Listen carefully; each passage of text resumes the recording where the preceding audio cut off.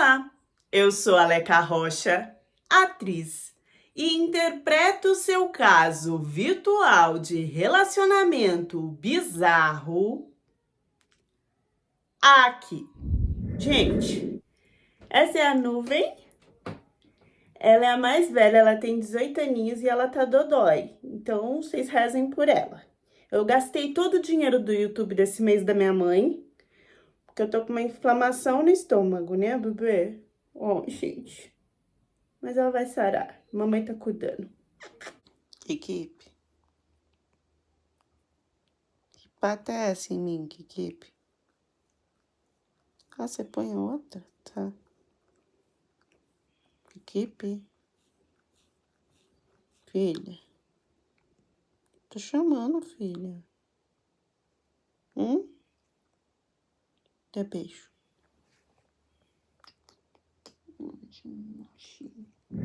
Liana. Idade: 28 anos. Estudante de designer gráfico. Eu não gostava de muita coisa no Brasil, admirava várias coisas que eu via, tanto em filme, internet, notícias, sobre a Coreia. Não me dava também com brasileiro, não sei, a beleza do homem para mim tava ali nos asiáticos. Primeiramente os coreanos, mas como não tinha, não sei nem onde achar coreana aqui no Brasil, eu ia nessa dos asiáticos. Tanto que eu já tinha namorado japonês e o que me deu o último BO foi um chinês. Vocês ficam nessa de que, eles são homens discretos e certinhos e não sei o que, não tem nada disso. O chinês é um bicho safado que adora fazer o rap em brasileira e não ficar com nenhuma. Comigo aconteceu, com a minha irmã aconteceu e com mais duas amigas minhas a mesma coisa. É uma pesquisa mundial, não, mas é muita coincidência tanta mulher passar pela mesma situação. E olha que eu tenho o padrão que eles querem, que é o padrão magra, com a comissão de frente avantajada, da pele branquinha, da cara de menininha barra boneca de luxo. É esse o padrão.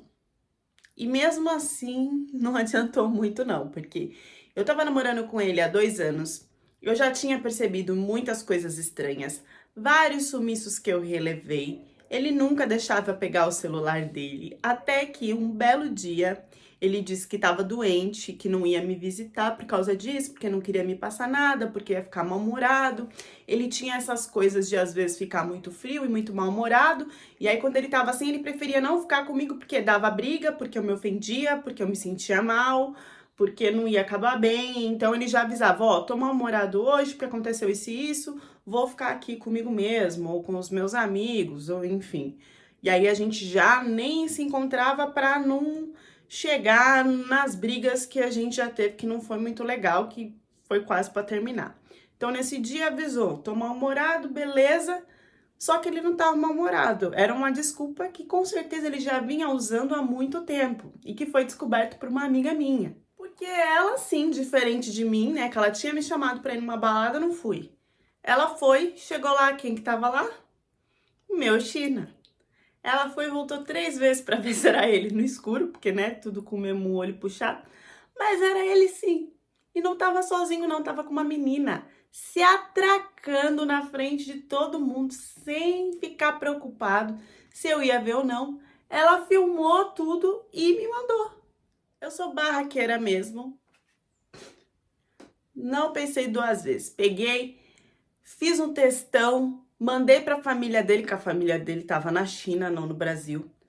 Mostrei vídeo, mostrei tudo, fiz um post de textão no Facebook, marquei ele, fiz o maior auê, saí divulgando pro mundo inteiro, coisa que eu não sabia que ia trazer uma reação tão pesada nele, que ele foi querer pagar com a mesma moeda e pagou de uma forma muito pior. A gente tinha fotinhos íntimas, né, juntos, lógico que ele cortou a parte dele, né, fez um grupo no WhatsApp com homens que ele conhecia, tanto do Brasil como da China, e divulgou isso. Olha que isso tudo foi no meio de uma pandemia. Então, no meio de uma pandemia, o cara foi numa balada particular, que já era uma coisa que não podia, né, pra pegar outra, e ainda fez esse auê, que assim, cara, eram as minhas fotos íntimas. Então eu surtava, não tinha pra onde ir, porque não podia, pra não pegar algum tipo de doença pior. Ficava trancada, consumindo aquilo na minha cabeça do que ele tinha feito. Ou seja, não bastava me trair, ainda me expôs de um modo bem cruel. A minha única saída no meio de tudo isso era tentar respirar, conversar com outras pessoas. Eu morria de medo de sair, não saí para fazer BO, não saí para fazer nada. E me vi em aplicativos conversando com asiáticos. Não era uma conversa para achar namorado, não era uma conversa para casar. Parecia que eu tinha que descarregar alguma energia de tudo que eu estava passando e eu não sabia muito como fazer isso. Devia ter procurado uma psicóloga online, mas não. Fui conversar, querendo ou não, eu olhava, né, para asiático, me via um certo nervoso. Então, ao mesmo tempo que eu queria ali ter contato com eles, eu me irritava de um jeito do nada e tava fazendo coisas erradas, entendeu? Tipo, eu pegava, tava conversando, a maioria queria o quê? Falar, né, do tcheco-tcheco, querer que eu mandasse foto.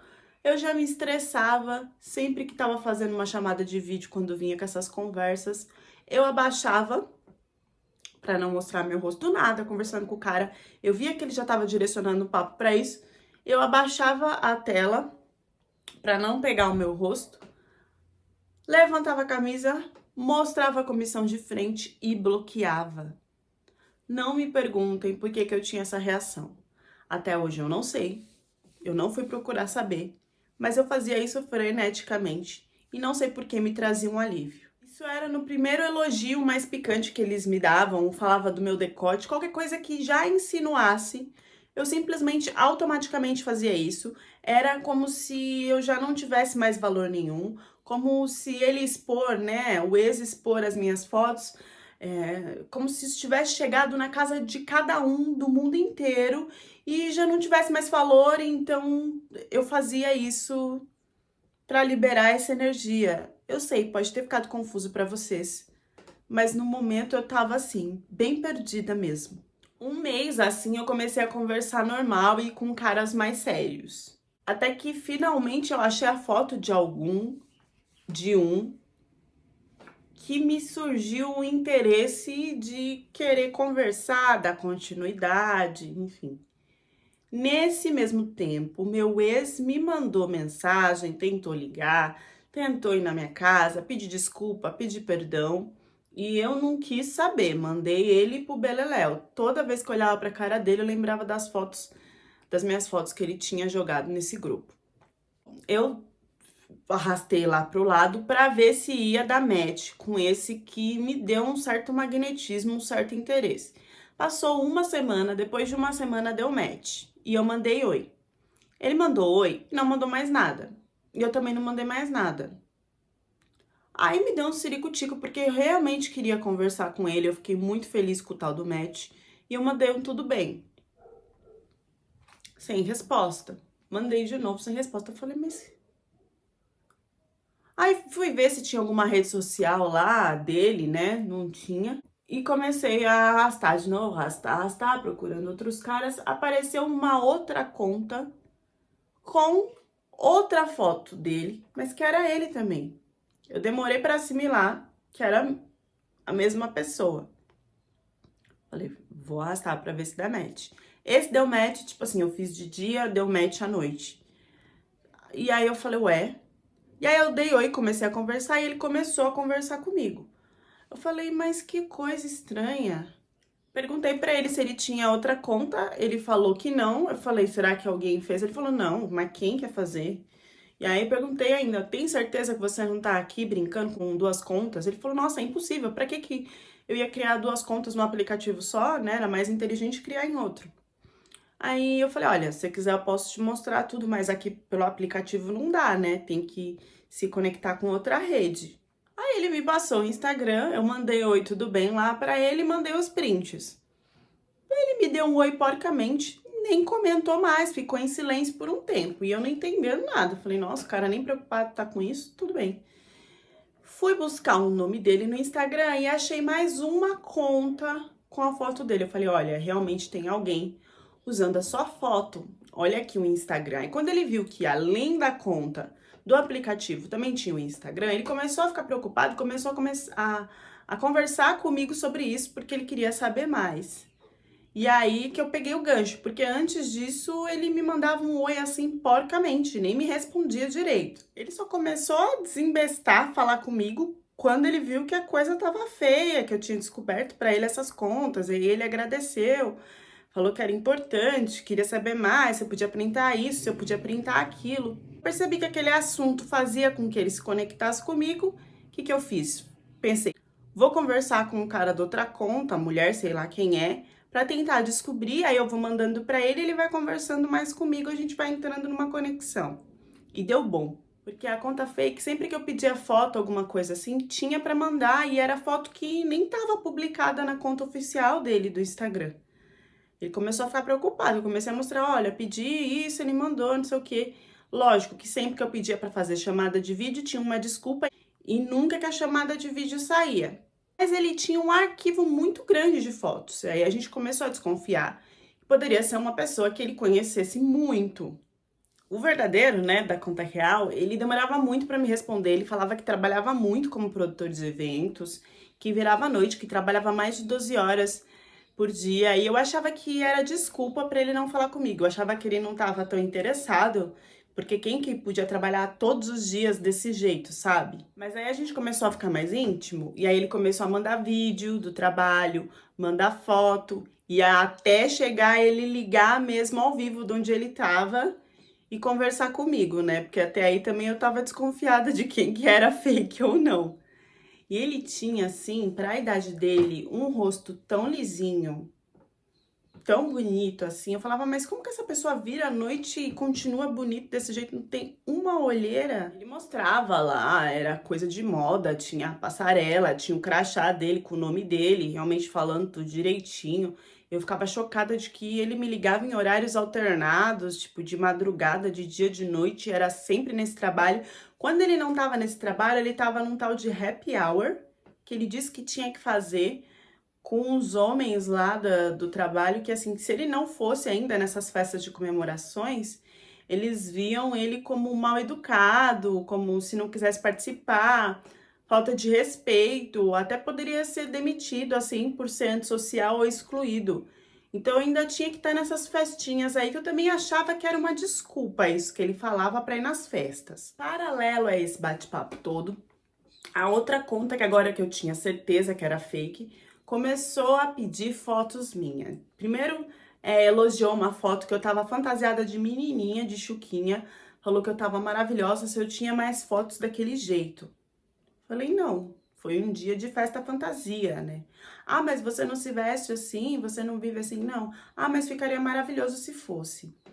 E aí tinha uma foto que eu tava com uma prima minha, de 15 para 16 anos, e a pessoa dessa conta também começou a elogiar essa minha prima, perguntar se eu ia, quando que eu ia encontrar com ela, que podia fazer foto junto com ela, se tinha mais foto para mandar, e piriri, parará. Eu comecei a achar aquilo estranho, né? Porque eu vi uma admiração ali por meninas mais novas. Comecei a achar que a conta era bem perigosa, porque sempre pedia vídeos desse sentido, assim, sabe? Alguma coisa como se eu fosse garotinha, lolita. E assim, sem nenhuma intimidade para isso. A pessoa da conta fake começou a abrir isso, né? Eu falei, bom, então eu posso abrir de pedir também vídeo, né? Já que quer vídeo meu. Aí eu até cheguei a fazer um vídeo bem menininha. E aí a conta falava, nossa, mas você parece mesmo uma garota de 15, 14 anos, parabéns, que não sei o quê. E essa vozinha muito fofa. E eu no ranço falando assim, ah, obrigada, né? E você então, não tem como mandar vídeo da sua casa pra eu ver como é, onde você tá agora? Manda um vídeo seu. Aí ele começou a mandar, e eu descobri que era um homem, porque a voz era de homem, né? Só que assim, não mandava o rosto, mandava tipo, gravando e a mão dele na frente, ou o pé, alguma parte do corpo, e mostrando a casa e falando onde que tava, o que tava fazendo, mandava cozinhando, não sei o que, não sei o que. Eu peguei esses vídeos e falei, agora que a gente vai descobrir quem é, porque eu vou mandar pro Sum e o Sun se conhecer, vai reconhecer, né? Mandei, assim, foi imediatamente. Ele tava trabalhando, ele parou o trabalho, sei lá como, porque não pode, né? Desesperado, porque reconheceu que a casa e a voz era de um dos melhores amigos dele. Então, um dos melhores amigos estava usando a foto dele para conseguir contatos de garotinhas para sabe-se lá o que fazer.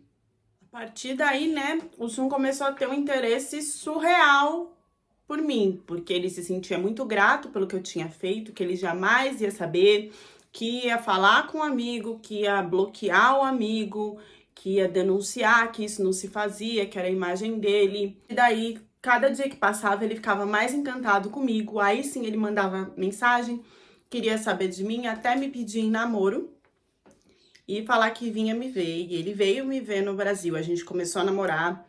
Entre ele vir me ver, depois voltar e a gente ficar só nessa de namoro, levou 1 ano.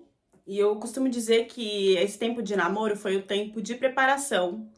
O tempo que ele me transformou no que ele queria como mulher. E eu não percebi, que eu perdi totalmente a minha identidade. Quando ele veio me ver no Brasil, eu tinha que ter entendido isso de uma outra forma, mas infelizmente eu levei como se fosse uma coisa normal. Eu era magra, eu era o padrão que eles queriam. Ah, e eu não falei pra vocês que o ex lá, a menina que ele tava pegando na balada, ela era chinesa também. É importante a gente saber que o padrão delas vem sempre na frente do nosso. Tanto que o meu magra, quando ele me viu ao vivo, pra ele não era magra. Ele fez eu colocar um caderno não o pequeno de capa dura, o grande, na minha frente, assim, no meu quadril, e me mostrou que o meu quadril estava maior que o meu caderno. Então, que isso queria dizer que eu ainda teria que emagrecer mais para ser magra, o que era magra lá na Coreia. E saiu para comprar roupa para mim, porque ele disse que ele queria que o meu estilo fosse melhor, que ele gostava de me ver com roupas rosas, de babados, de lacinhos. E ele começou a sair comigo para comprar isso. Mas assim, primeiro que ele comprava um número menor. E eu falava para ele que tava um número menor. E aí ele falava que era porque eu iria emagrecer e iria ficar bem para eu não perder a roupa. E depois que eram roupas de adolescentes, não eram roupas de mulher. Não se tinha elegância, não se era discreto, era roupa tipo de menina de 15, 16 anos. E ele falava que eu ficava muito mais bonita daquele jeito e que aquilo era moda tipo top 1 na Coreia. E que no fim a gente ia casar e eu ia ficar lá. Então ele já estava me direcionando para isso. Achei ridículo, falei que só ia usar se ele quisesse em casa. Aquelas chuquinhas de pompom. E o blush, que ele comprava um blush bem vermelho, que pra mim ficava too much. Mas na cabeça dele eu tava muito bonita, ele me queria daquele jeito, que ele ficava encantado. Quando eu fazia, ele vibrava e me abraçava e me beijava. E eu queria, lógico, que ter essa reação dele. Então eu fazia, nem tava mais pensando no que eu gostava. Eu era, sabe, pra uma roupa muito mais discreta, muito mais senhora até. E ele não. Eu comecei a achar fofinho, porque assim, como eu tava apaixonada por ele, querendo ou não, a gente vira essa menininha, né? Ai, amor, ai, não sei o que, a gente vira. E eu tinha virado, ele tinha me conhecido assim, ele achava que eu era assim, mas era um momento que eu tava apaixonada. Depois a gente vai ficando mais séria, vai ficando mais largada, né? Quando esse momento chegou, bom, enfim. Ele me viu nessa essa moleca, essa coisa, esse lado meu que ele queria explorar, que era fofa. Ficava nessa, né? Ai, minha menininha, que eu vou agarrar, que eu vou cuidar, que eu vou proteger, e blá, blá, blá. Todo aquele lance do romance coreano entrou aí. Só que isso não durou muito tempo. Quando eu fui pra Coreia, que a gente casou e tal, veio a coisa da rotina, de morar junto, né? Depois de 1 mês. Eu já não conseguia mais fazer tudo aquilo que ele tinha me passado no começo, que ele achava bonito, que ele admirava. Eu também já não tava mais aquela mocinha apaixonada. Ele também não, só que ele começou a cobrar de mim. Primeiro que tinha uma rotina que ele queria que eu fizesse, que era a tal da rotina da skincare, acordar e ao dormir, a tal da skincare, me arrumar, me produzir mesmo, com todas aquelas pelúcias, aqueles lacinhos, aquelas fofuras todas, e a maquiagem, e o cabelo impecável. Só que assim, gente, eu tava num país diferente, sem ninguém, com idioma que eu não sabia, preocupada em achar trabalho, tinha que arrumar a casa, toda essa rotina e ainda servir ele à noite. Toda essa rotina, tinha dia que eu não queria fazer, entendeu? Eu não queria estar lá perfeitinha. Ele começou a dizer que eu já não era mais meiga, que a minha beleza tava indo embora, que tudo tava mudando, que eu tava afastando ele de mim, que eu tava fazendo de propósito. E nisso, ele tinha ainda essas saídas desses happy hours com esses caras, que ele ficava muito tempo fora de casa, fora o tempo que ele já ficava trabalhando. E eu não tinha vida social, eu comecei a ficar depressiva, eu comecei a não querer ficar na cama. E ele, né, tipo, porque você tá com bafo, porque seu cabelo não tá arrumado, porque você tinha que estar impecável pra mim, não sei o que, não sei o que. Eu fui tentar conversar com a família e reclamar. E eu levei um esporro da minha sogra falando que eu tinha que fazer o que eu tinha que fazer como esposa, que era o quê? Cuidar da casa, tá bonita e logo dar filhos, que ele tava fazendo um papel dele, sair pra esse happy hour era necessário na firma, para ele continuar na firma, que ele estava fazendo o papel de homem provedor, que eu fizesse meu papel de esposa. Ele encucava assim, com qualquer pelinho meu que crescia. Ele chegou a pagar um pacotão de depilação a laser para mim no Brasil, que tirou laser assim dos meus pés à cabeça, porque ele não queria ver nada. Mas vocês sabem que, mesmo fazendo, ficam uns fiozinhos. E ele encucava até com isso. E o auge foi quando ele disse que eu precisava ver produtos para maquiar a minha periquita, porque ele queria ela nos tons rosados, não só ela, como as pontas dos meus faróis também. Então, ele queria que antes que a gente fizesse alguma coisa, além de toda a estética que ele queria que eu mudasse, que ali tivesse maquiado. Barra sogra já gritando que ela queria netos. A minha depressão começou a ficar tão grande que eu comecei a ter insônia. No que eu comecei a ter insônia, também estava preocupada porque ele não me procurava mais para nada. A gente dormia em quartos separados, ele não me procurava mais para nada. Aquilo foi me azucrinando a ponto de eu começar a virar à noite acordada. E no que eu comecei a virar, eu comecei a perceber movimentação dele de madrugada. Eu via que ele ia pro banheiro e eu ficava acordada um tempo mexendo no celular, com falta de ar, tentando entender tudo o que estava acontecendo, e ele não voltava. Isso levava, sei lá, 30 minutos, 40 minutos. Começou a aumentar o tempo dele ficar no banheiro, eu não estava entendendo o que estava acontecendo, o que ele fazia tanto dentro daquele banheiro. Durante a limpeza da casa, sem esconder nem nada, no lixo eu comecei a achar fotos de garotas, adolescentes, tá? Amassadas, rasgadas, assim, sem pudor nenhum. Eu não queria conectar que tinha a ver com o que ele estava fazendo no banheiro. Até que em uma das vezes que ele foi, eu vi que a luz estava acesa. E que, acho que já de tanto tempo que ele estava fazendo e nada acontecia, ele não trancou a porta. E eu fui espiar. No que eu fui espiar, eu vi que ele estava lá, se satisfazendo sozinho. E quando eu resolvi entrar no susto, eu vi que ele estava se satisfazendo sozinho com vídeos de garotas e com fotos impressas de garotinhas. Eu fui direto assim pra brigar. Falar um monte que eu não merecia isso, que eu tava no Brasil, que ele fez de tudo pra me trazer pra Coreia, que ele que me escolheu, que se ele quisesse essas meninas, então por que ele fez tudo isso? E ele rebateu, ele não titubeou em rebater que eu era uma inútil, que eu não era bonita e que ele só tinha feito tudo isso porque nas condições financeiras que ele tem, jamais uma coreana maravilhosa e novinha como ele queria, iria aceitar ele. Que só o que ele gastou de passagem comigo ele gastaria em um único dia ou 2 no máximo com uma novinha para que ela pudesse conversar e olhar para ele. Que se fosse casar, então, a grana ia ter que ser muito mais alta. E que como ele não tinha dinheiro para isso, uma cópia mais barata que ele pudesse encontrar no Brasil ou em qualquer outro país funcionaria para o problema dele.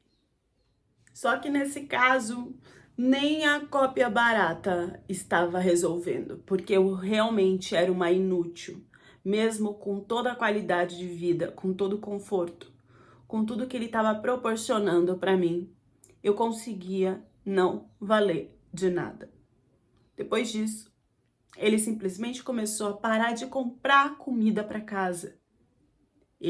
Eu passei praticamente que fome por uns dias. Ele não olhava mais para mim.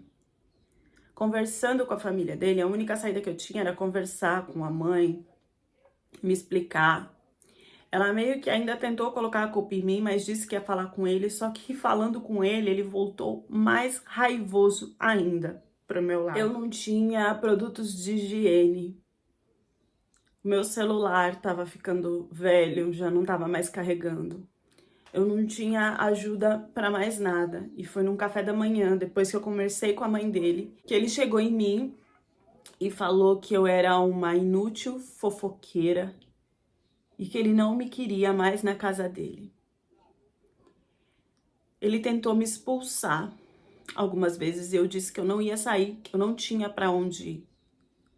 Praticamente me arrastei, me ajoelhei para que ele não fizesse isso comigo, porque eu não tinha o que fazer. Que então ele esperasse que eu ia dar um jeito de voltar para o Brasil. E ele friamente falou, olha, faz o que você quiser. Para mim, a partir de hoje, é como se você não existisse aqui. E dependendo do que você fizer, eu te chuto para fora da minha casa, porque eu não te quero mais aqui. A minha família não tinha condições, gente, de mandar o dinheiro de uma vez. Eu não queria me expor na internet para pedir nada para ninguém. Eu fiquei esperando que a minha família me ajudasse de alguma forma. E isso não foi rápido. E enquanto isso eu tive que aguentar quase nada, que às vezes ele me dava uma coisa bem, um miojo bem sem sal assim pra comer, né? Mas ele me dava um negócio que era tipo um miojo bem ralo. E eu passava muita fome, eu não podia pedir nada. Ele comprava o que ele queria, a hora que ele queria. Eu cheguei a usar como se fosse pano no meu período. E eu achei que ali o meu mundo tinha acabado. Mas o meu mundo acabou mesmo quando um dia eu, no sofá, chegou um amigo dele, que era o amigo que ele tinha me mostrado na foto, que tava roubando as coisas dele, as fotos dele, fazendo conta, vocês lembram? Pois é, esse amigo chegou com uma cara de ordinário, que me fez entender que eles nunca tinham cortado o contato. E ele não chegou sozinho. Ele chegou com garotas. Garotas novinhas, que não eram coreanas, mas que eram menininhas no padrão que ele queria. E que eles usavam. Ele deixava lá uma menininha para ele. Ele ia com a menina, em respeito que ele dizia, pro banheiro. E eu ficava escutando o que acontecia. Se essas meninas estavam sendo forçadas, se elas estavam querendo, eu não sei, porque não se tinha nada no semblante delas. Eu não conseguia entender o semblante delas. E às vezes o que eu escutava no banheiro era bom, às vezes o que eu escutava não era bom. Eu sofri esse inferno até eu conseguir, até minha família conseguir dinheiro para passagem de volta. E me dava um asco, um nojo, porque eu já tinha me relacionado com ele. E ele só queria garotinhas. Ele não tinha vergonha de que eu visse ele pegando na mão da menina e indo pro banheiro. O amigo dele até ria. Quando a minha família conseguiu a passagem, ele não se movimentou de me barrar. Não tinha medo que eu denunciasse ele. Ele falava que ali tudo que ele estava fazendo era totalmente legal na Coreia, que esses casos jamais tinham grandes repercussões, a não ser que fossem por famosos, K-pops e tal. Ele não me ajudou com nada para voltar. Nesse tempo, eu que conversando na internet, fiz amizade com algumas brasileiras que até pediram para que eu tentasse algum abrigo, alguma coisa, mas assim, eu não conseguia me mexer. Eu só tive força para me mover quando eu vi a passagem. Então essas meninas, elas acabaram me ajudando para eu voltar pro Brasil. Pior que depois de 2, 3 meses, ele ainda teve a cara de pau, eu no Brasil, ele teve a cara de pau de me mandar mensagem, falar que ele estava errado, que ele tinha que construir uma família, que ele não queria que esse divórcio fosse feito, que ele queria o perdão, que ele faria o que pudesse. E eu vou ser sincera com vocês que muitas vezes eu me balancei de perdoar. Eu ainda não finalizei o divórcio. E todo mundo me envolve para que eu não escute mais nada que ele mande, porque eu ainda sou capaz de perdoar ele. Desde que nós nascemos, nós mulheres somos direcionadas a fazer coisas para que sejamos aceitas. Isso não está dentro de nós. Talvez a maioria nem goste de fazer. Mas existem regras e limites que são colocados para que nós sejamos aceitas. E nós crescemos com essa vibração de que nós devemos fazer tudo para que sejamos aceitas. E a partir daí, a gente vai perdendo a nossa personalidade, a nossa individualidade, os nossos desejos, silenciando tudo isso para ser aprovada, na maioria das vezes, por um homem. E olha onde isso pode chegar. Até onde isso pode chegar. Quanto tempo será que uma mulher aguenta se esconder atrás de trejeitos, máscaras, de padrões para que o parceiro fique com ela? Acredito que tenham muitas aí que nem acordaram que estão vivendo isso. Porque a busca de ter alguém do lado que elogie, independente de ser a sua verdade, de ser a sua essência ou não, na maioria das vezes é maior. Deixem as reflexões de vocês nos comentários e até a próxima história do canal.